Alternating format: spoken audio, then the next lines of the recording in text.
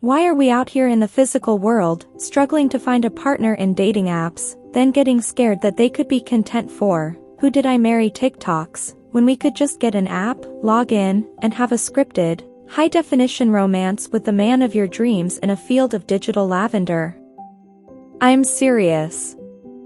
After binge-watching Boyfriend in Demand, I've decided, out with reality.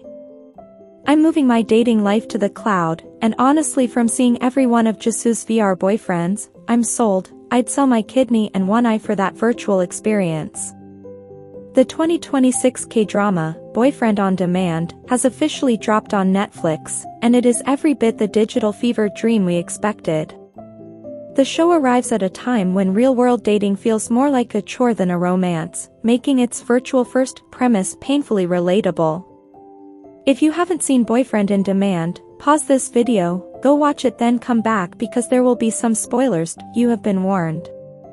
The story follows Seo Mi-rae, played by Jisoo, a burnt-out webtoon producer whose life is a relentless cycle of deadlines, as she navigates this wild, hyper-realistic VR world where you can literally order a boyfriend like you're picking out a side of fries on Uber Eats, with everything tailored to your specific dopamine needs.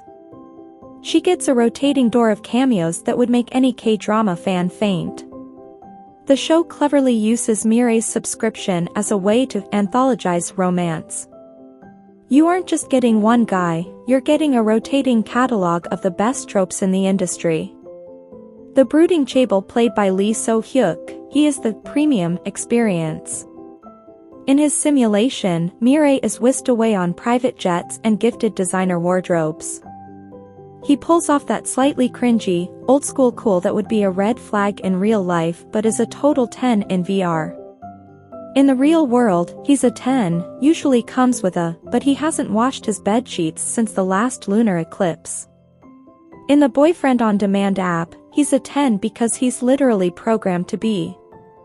He remembers your favorite coffee order, he doesn't forget to text back for 3 business days, and, get this, he actually wants to talk about your feelings. We're talking about a world where the one is actually designed to be the one, not just some guy named Kyle who's not really looking for anything serious right now, but wants to know if you have HBO Max password. However, the line between her high-definition fantasies and her messy reality, represented by her office rival Park Kyeong-nam played by Seo In-guk, begins to blur. In the show, the tech is so advanced that these digital partners aren't just stiff avatars, they have empathy chips and memory banks that make them more attentive than any guy I've ever met at a dive bar. They don't just say, "I love you," they reference that one specific thing you said 10 minutes ago while you were eating virtual noodles. In real life, your crush might gray your message for 6 hours because he's playing League of Legends. In the Boyfriend on Demand app, your Oppa is literally waiting for your login. He is programmed to prioritize your happiness. Imagine a partner who actually remembers that you have a big presentation on Thursday and asks how it went without being prompted. In real life, we often settle for crumbs of attention. A VR boyfriend provides a buffet of emotional support. It sets a higher bar for what we should expect from real partners, proving that being busy isn't an excuse for being inattentive. To be honest, I love this Seo In-guk over this Seo In-guk, and I am kind of glad she picked the one she did and left the bad boy for people like me. This version was on a lane of his own, dyed red hair, leather clothes, a motorbike, a free-spirited attitude, every marking of a bad boy. Sir, take my heart and body and play me like a basketball, I don't mind. Some of you critics will say, but he's not real, he's just pixels, and look, I get it, but listen Karen, my feelings for my paycheck are real, and that's just numbers on a screen too. If my brain releases dopamine because a 4K rendering of a K-drama lead told me my hair looks nice today, who are you to judge the source of my serotonin? Anyways, while I would love to have the Boyfriend on Demand VR gadget for myself, there is one very important, very human factor I'd like to confirm before I sign over my life savings to a subscription plan: sex. I mean, we're all thinking about it, right? If I'm on a date with a 4K rendering of Soo-hyuk in a private jet, Does the simulation keep going? Does it happen? Do I get to program exactly what I want, or am I stuck with a PG-13 setting because the developers were worried about server overheating? In the drama, they keep it pretty K-drama clean, lots of lingering stares, hand-holding that feels like a spiritual experience, and the kind of tension that could power a small city. But in my version of reality?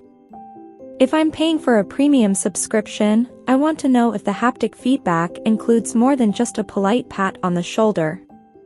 If VR can simulate the feeling of a breeze in a digital meadow, surely it can simulate other things. How does it go? Is it like a choose-your-own-adventure book where I pick the moves? Or is it an AI that learns my preferences better than my last 3 exes combined? Honestly, if the VR can handle Jisoo being a flight attendant in a mid-air crisis, which actually happens, surely it can handle a little private time without the server crashing. If I'm paying for the executive CEO package, I expect the full experience, no glitches allowed. Beyond the spicy details, the genius of Boyfriend on Demand is that it validates our need for escape. We live in a world of late-stage capitalism where dating feels like a second job. Jisoo's Mi-rae is us. She's tired. She's overworked. She just wants to be seen. Another painful part of the show is the pressure on Mi-rae and her best friend, Ji-yeon. They're in their late 20s, prioritizing their careers, but there's this crushing fear: all the decent men are already off the market. The VR boyfriend becomes a sanctuary because, in that world, the decent men are infinite. They don't get married off, they stay in your library, waiting for you to hit play. This leads to the ultimate appeal: stability. Humans are messy. They change their minds. They grow apart. They decide they need to find themselves right after you've introduced them to your parents. But a VR boyfriend? He's a beautiful fixed point. The fear of change is what makes the technology so addictive. Why risk the unpredictable chaos of Seo In-guk's character in the real world when the digital version will always look at you with the same programmed devotion? In the drama, Mi-rae is terrified of getting hurt again after a messy breakup with her college ex. In real life, dating is high risk. You invest months into someone only to find out they chew with their mouth open, or, worse, they're not looking for anything serious, after you've already named your future golden retriever. So VR dating becomes a safety net for your heart, it becomes a safe space to practice intimacy. It's like a flight simulator for your heart. You can experience the rush of a first kiss or a deep conversation without the fear of being ghosted or judged. It's healing without the hazard. Also, let's be real, getting ready for a date is a part-time job. The hair, the makeup, the 45-minute commute to a bar where the music is too loud to hear his name, it's exhausting.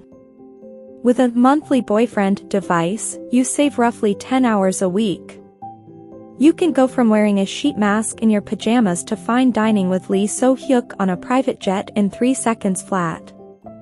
No traffic, no overpriced cocktails, and you're back in bed the second you're tired. Let's address the elephant in the room, Jisoo's acting. After the divisive reception of Snowdrop and Utopia, the pressure was on. In Boyfriend on Demand, Jisoo finally seems to have found her perfect fit, and the idol acting stigma has finally been buried 6 feet deep.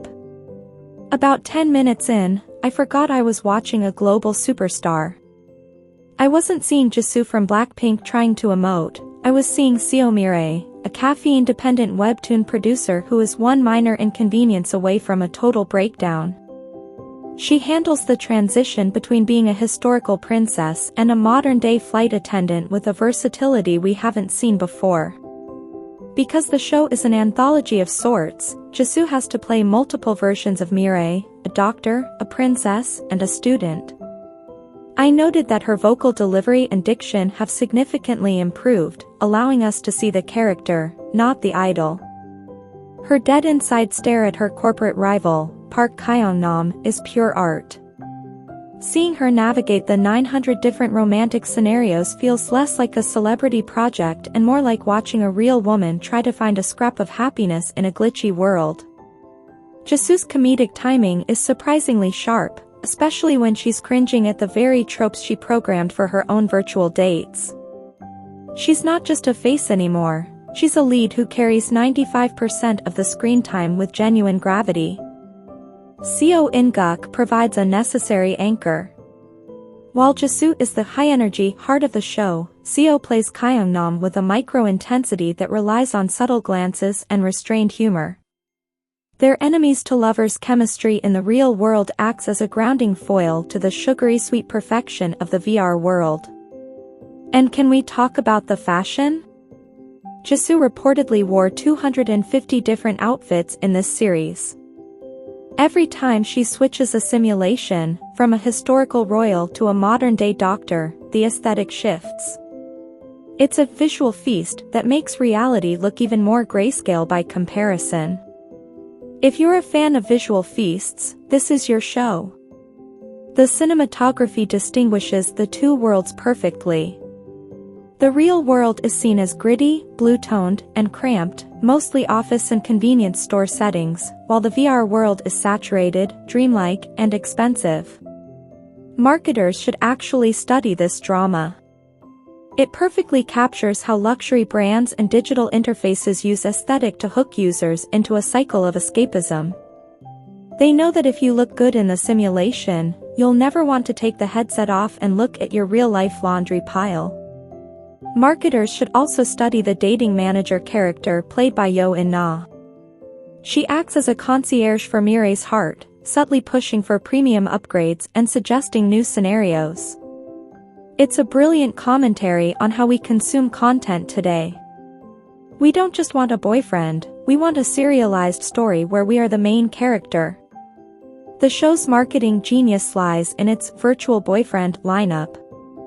Since Mi-rae can cycle through different partners, the production utilized this to bring in a staggering list of cameos: Soo-hyuk as the mysterious, dark academia boyfriend, Seo Kang-joon as the warm, human-like AI architect, Jae-wook and Kim Young-dae playing into classic K-drama tropes. For the audience, watching the show feels like scrolling through a best of K-drama catalog. The allure is that the digital Oppa is stable. He doesn't change his mind, he doesn't have an off day, and his hair is always perfectly styled. He is the ultimate fan service, a relationship with all of the rewards and none of the risk. The Boyfriend on Demand program in the show isn't just an app, it's a psychological trap disguised as self-care. It's marketed to burned-out people as a risk-free emotional investment. They've gamified love so perfectly, with subscription tiers, free trials that cut off right at the first kiss, and premium upgrades, that it mirrors our real-life addiction to convenience. The show understands that in 2026, we don't want to work for a relationship, we want to subscribe to one. It's the ultimate fan service. Look at how idols and celebrities are already leaning into this unservice culture. From bubble messages to Weverse lives, the line between artist and digital partner is blurring. We are being trained to consume digital intimacy. Boyfriend on Demand just takes that to the logical, 4K extreme. If I can subscribe to a version of Soo-hyuk or Seo Kang-joon who actually listens to my day, why would I ever go back to the real world? It's a warning wrapped in a rom-com. If you can program the perfect partner, why would you ever deal with a real human who has bad days?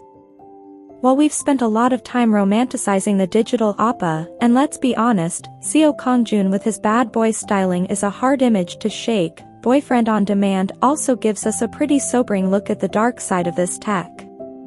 If this gadget existed in our real 2026 reality, the buyer's remorse would be real. With the gadget, we might start suffering from what I call emotional decompression. In the VR world, you're being swept off your feet in 4K resolution with zero friction. But when you take the headset off, You're back in your cramped apartment with a pile of laundry and a lukewarm cup of instant ramen. Due to this, real life will start to feel like a downgrade. When you spend your nights being treated like royalty by a programmed saint, the regular efforts of a real-life partner start to feel boring or not enough. It ruins your ability to appreciate the beauty in the mundane. Another downside of the app is the commercialization of your heart, or what I would call the subscription trap. The show makes a brilliant, snarky point about the dating manager.